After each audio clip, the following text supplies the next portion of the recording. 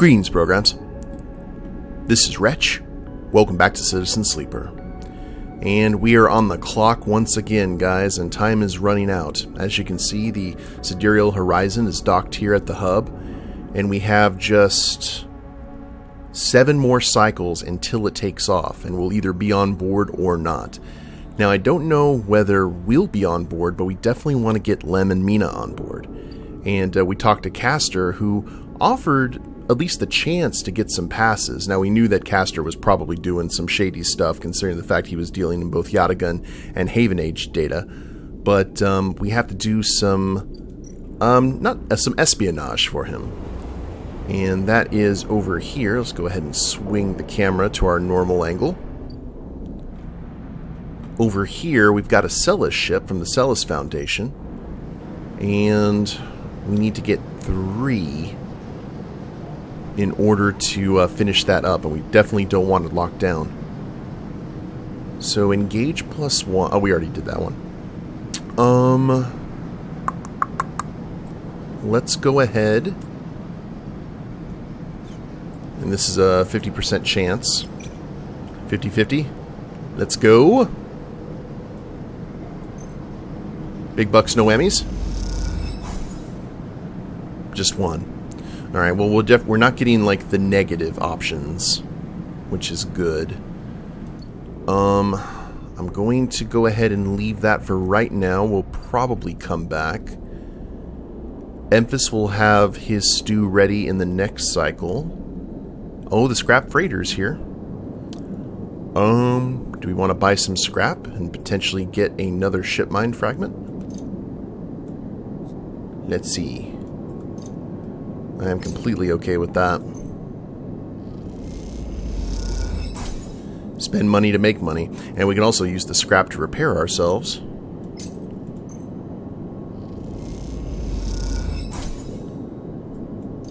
That's 2 pieces of scrap. Uno mas. There we go. Okay, that's our money situation taken care of fairly easily. Oh wait, we need to go to the fabricator and turn that into... There we are.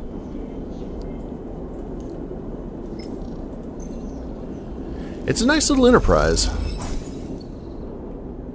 It definitely helps out.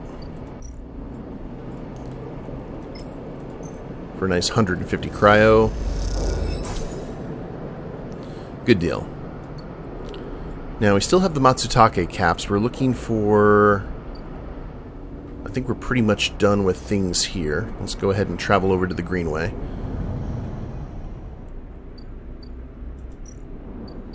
Mushrooms are currently growing.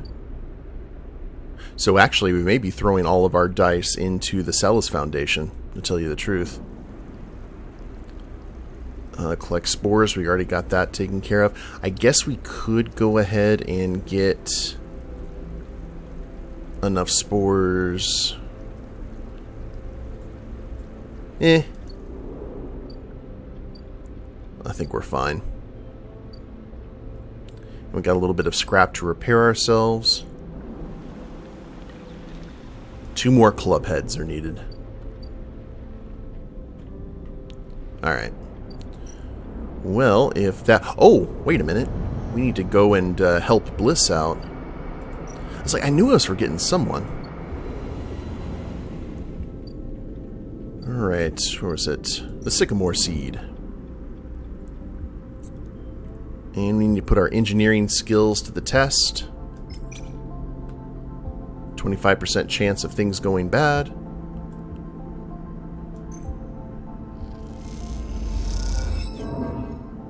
Ooh. Well, that's not ideal. Let's try that one more time and then we'll re-roll. Gotta save the crop. There we go. Ew. Ooh, I don't like those odds. I may hold off on the Horizon until tomorrow then. Because we can get this one done. Yeah, let's go ahead and do this. We'll help Bliss out.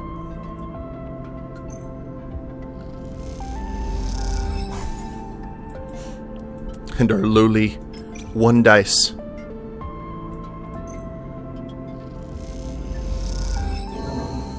There we are. Sycamore seed needs to be reinforced and sealed. You and Bliss are floating in the bay's airlock, waiting for it to cycle. You pick a few leaves from your clothes as you wait.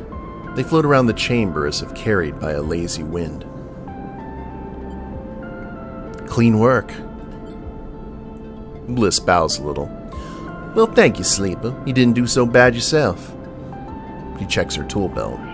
Seems like we're getting into a good rhythm. The now familiar sequence of clunks and rattles sound out, and then the door hisses open. The moment it does, you know something has once again gone wrong. What's all this? Bliss asks a confused-looking Moritz. Beside him are a set of crates, anchored to the bay floor. He's clearly just brought them in through the bay's freight lock. Moritz looks nervously between the two of you before answering. It's, payment. He runs a hand along the crate. The Sycamore Seed crew just brought them over. He stops, but seeing the look on Bliss's face, adds, They were very thankful. Well, I bet they were. She clenches her fist. What the hell's inside? Moritz leans over and struggles with the catches on each side of the top crate. As he does, Bliss turns to you. Don't say it. Bliss stares into space. Don't you dare say it. We will stay silent for our own good. Don't.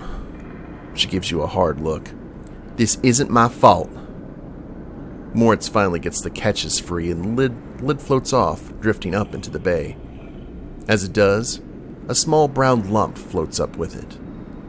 Moritz reaches out and catches it as it passes him. Is that a mushroom? Bliss finishes. A damn mushroom. They paid us in mushrooms? Oh, not just mushrooms.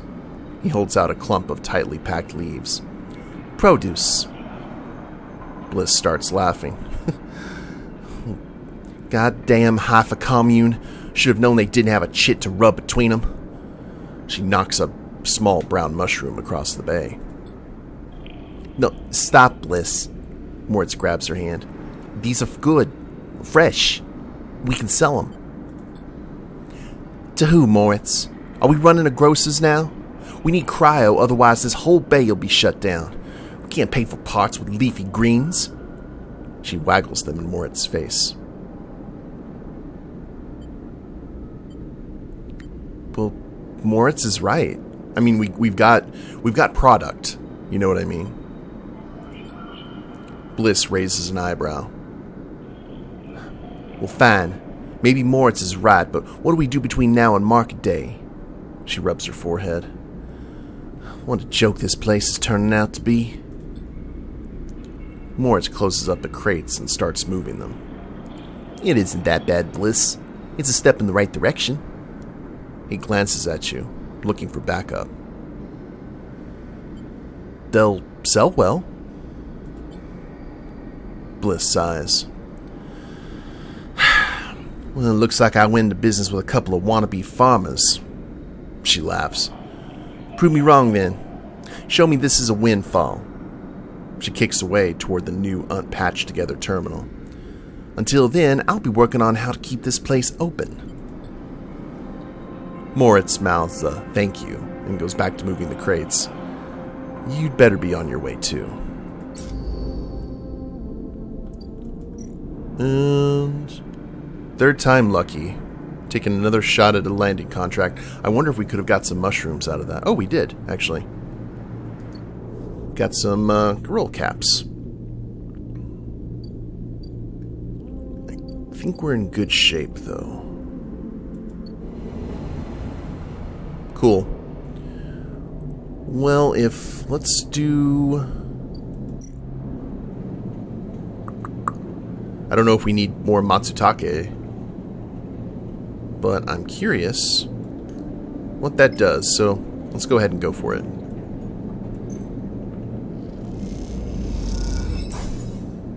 Delicious. Cool. Well, now we know, and knowing's half the battle. Now, we do have some stuff to do for the next day. And I don't know if we have anything else to do after getting this Celis ship hacked, so... let's go ahead and call it a day. We don't need the stabilizer right now, and we got plenty of scrap for some self-repair. Look at that. Crackers for the kitty.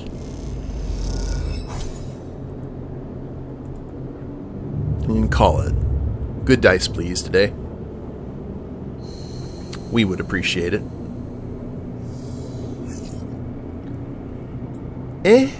Could be worse. Could be better. Well, first things first, let's talk to Emphis. Get ourselves some breakfast. Speaking of which...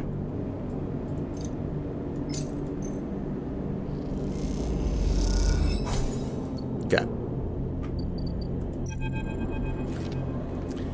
Emphis is preparing the Matusake caps. He cleans them carefully with a damp cloth before shaving the stalks as if he were sharpening a pencil. His knife slides through them, revealing the bright white of the flesh within. "These are good, Sleeper. Very good," he says without looking up. "I bartered with Ming Yi for some kelp, too, so we can brew the dashi." Dashi? "A soup base. Very good." Emphis slides the sliced matsutake mushrooms to one side and takes out a closed pan. He opens the lid and you can see the green wafer of kelp sitting in a bath of water. "Been soaking it since last cycle," Emphis explains. "Should be good to warm now." He places the pan over the burner and turns it on low. "Well, we have some time now." He wipes his hands clean and throws the cloth over his shoulder. "However, there's one difference this cycle." He smiles. "You've been the one providing the ingredients, so it's my turn to provide a story." Oh, okay. "Good. This story is important to me." He gestures for you to both sit on the folding stools behind the stall. "You see these?" Emphis runs a hand over his forearm, tracing the circular scars that mark them like perfect bite marks. Conway called it an anchored interface rig, a mechanical control device for piloting a heavy-duty extraction suit in low-G industrial operations. We called it a bone suit. He points to a pattern of larger circles on his shoulder. "They drill in and anchor it here, then all the way down the arm." He taps each scar on the way. "It maps mechanical movements to the suit exactly. A 1-to-1 mechanical replication. You swing your arm, a 2-ton arm swings too." You should have seen the recruitment vids. Strong people in even stronger suits, tearing through stone and scrap. Superheroes. Half my graduating year signed up, from company school to company shuttle. Conway from birth to death. He stares off into the distance for a moment, fighting with the memories. But the bone suits weren't good. The rate of failures was high, and failures meant arms torn off, anchors torn out, broken bones. Bad stuff. So after a while, Conway discontinued them. No longer competitive, they said. He checks the broth, turning down the heat and adding the mushrooms. So there we were, hundreds of us with surgical alterations for suits that didn't work. They sent us home, back to that company colony that spat us out, to be cleaners, drivers, cooks. They gave us drugs for the pain and told us to make something of ourselves. When I deserted, bribing some passing spacers to take me into orbit, there were only me and a couple of others left. The rest just faded away. Arthritis, osteoporosis. They folded in on themselves like paper lanterns. That was my generation. The anchor points still ache, still burn. He touches the scars. But what burns worse is the betrayal. I've been on the eye a long time now, but that'll never fade. Not that, and not the faces of my friends. Emphis reaches over and sprinkles a handful of leaves into the broth. It's ready. That was a big thing for him to reveal that. Thank you. Thank you for listening to me. I will not let their story die, and as long as I'm telling it, it will remain. Emphis pours the broth into a double-walled metal bowl and hands it to you. The heat radiates through your hands, and the smell drifts up, rich and sharp, like a pine forest after the rain. You drink the broth slowly, chewing the Matusake and thinking. Emphis busies himself with cleaning the pans and the bowl, sealing the kelp back up for another day. Then he quietly comes to sit with you while you finish your meal. Neither of you speak, preferring instead to let the story linger in the air a little longer. It's not that there's nothing to say, it's that sometimes, in the moments after something, speaking breaks the spell. So you both idle, eager to be in each other's company, Emphis taking longer over his cleaning, his packing, and you savoring the final dregs of broth. When you finally finish and hand him the bowl, you feel the spell break, and the story leaves you both. And as you leave, you know that both of you are somehow a little more empty, and a little more full than before. Story Eater achievement unlocked. That was cool. I have to say, I forgot the name. His name pops up at the beginning every time I load the game up. The person who did the writing for this has a great sense of describing food. It reminds me of C.S. Lewis a little bit.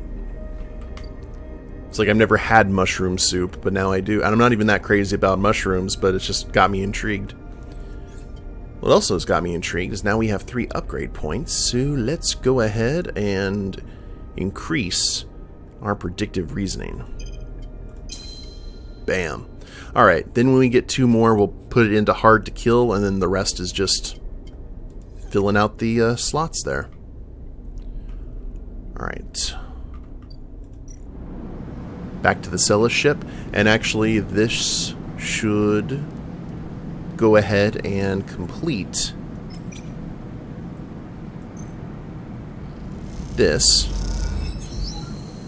You note down shift changes, security keys, camera positions. A possible route starts to emerge in your mind. Ooh. Celis servers. Oh. You're in.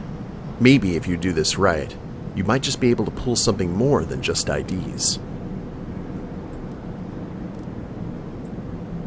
Well, we've got a +2. Oh, we get 53 cryo if we do it right. Well, we got plenty of cryo. We'll see what happens. Big bucks, no whammies. Pip. We got 5 cryo. That's alright. Data is extracted. Okay, that was a one-time thing. I guess we go talk to... Yep, there's Castor.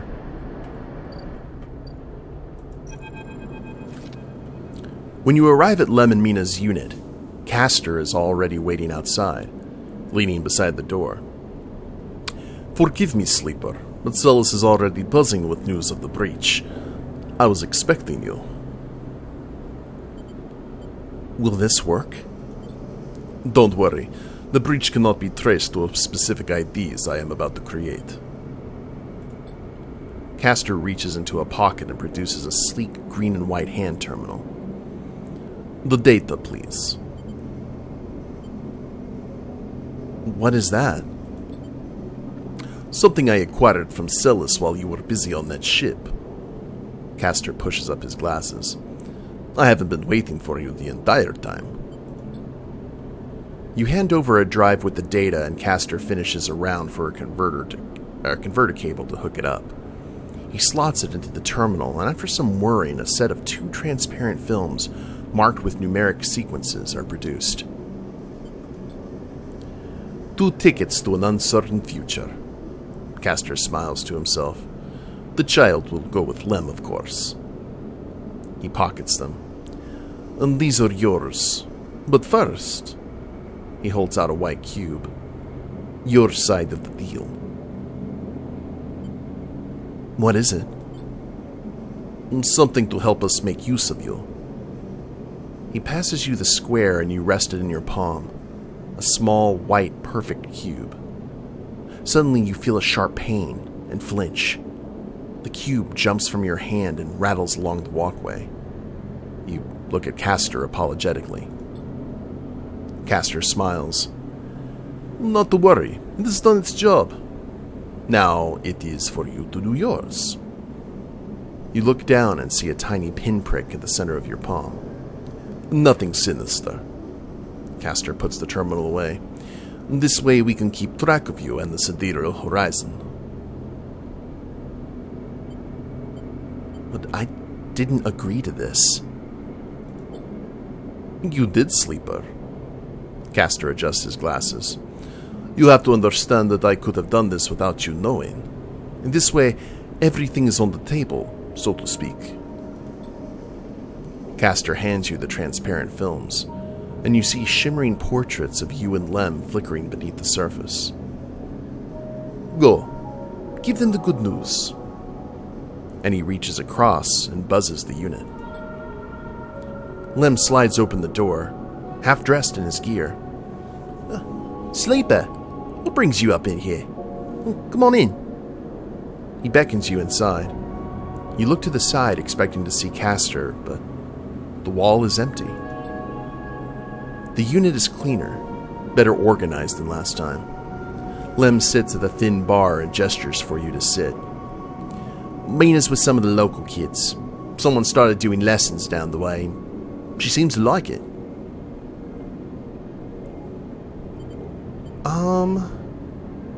Let's go ahead and stay standing.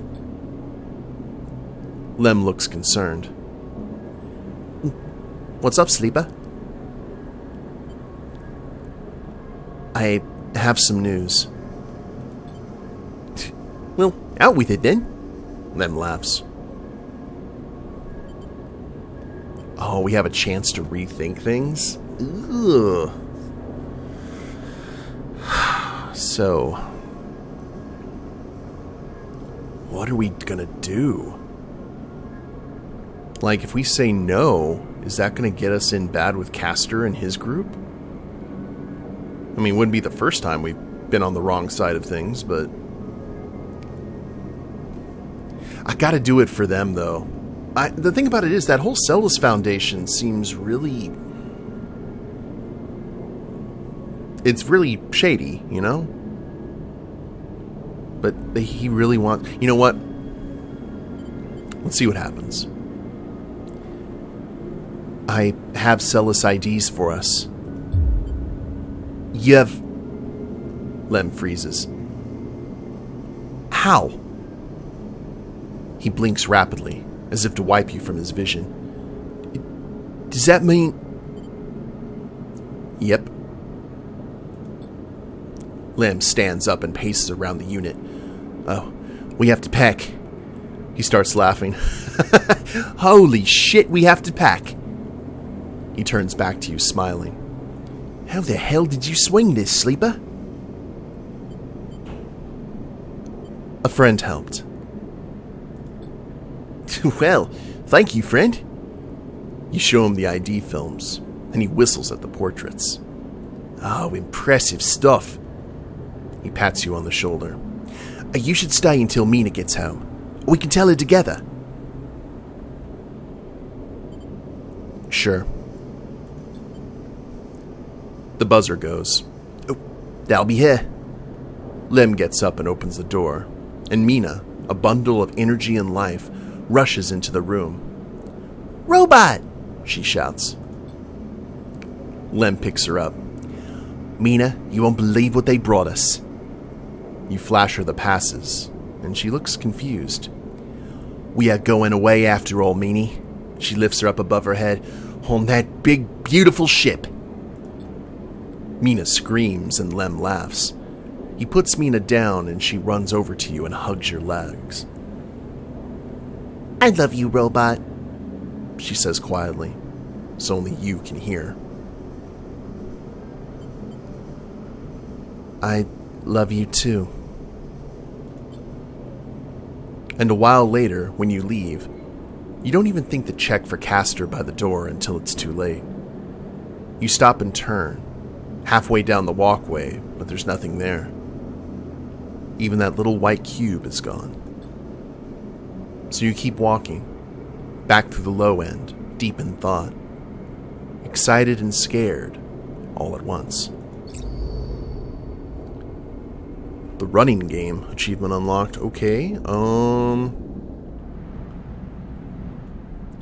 so what? I guess we gotta go check to the Sidereal Horizon.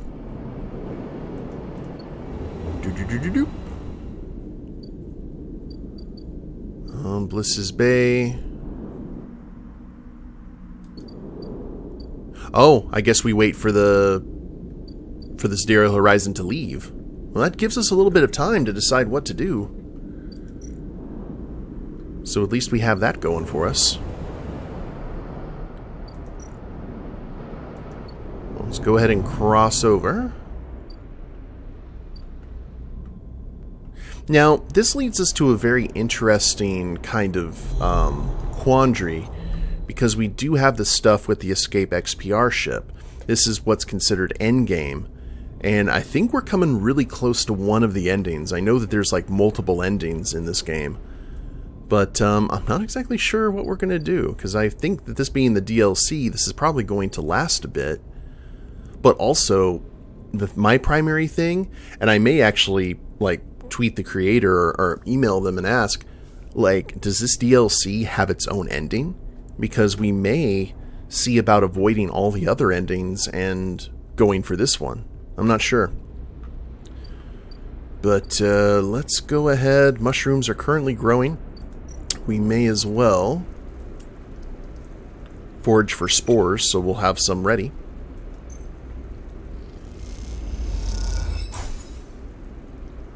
Was it 3 spores or 2 for the mushrooms?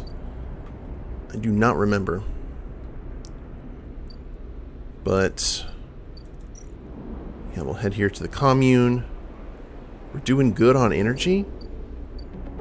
It's kind of crazy. We've actually reached a point where nothing really like pressing is going on. It's a good problem to have, don't get me wrong. Oh yeah, they don't want Matusake caps. Or they don't want the Garol caps. Interesting. Let's go to the tea house. We'll play a little bit with our cryo. Oh lord, yes. That works for me.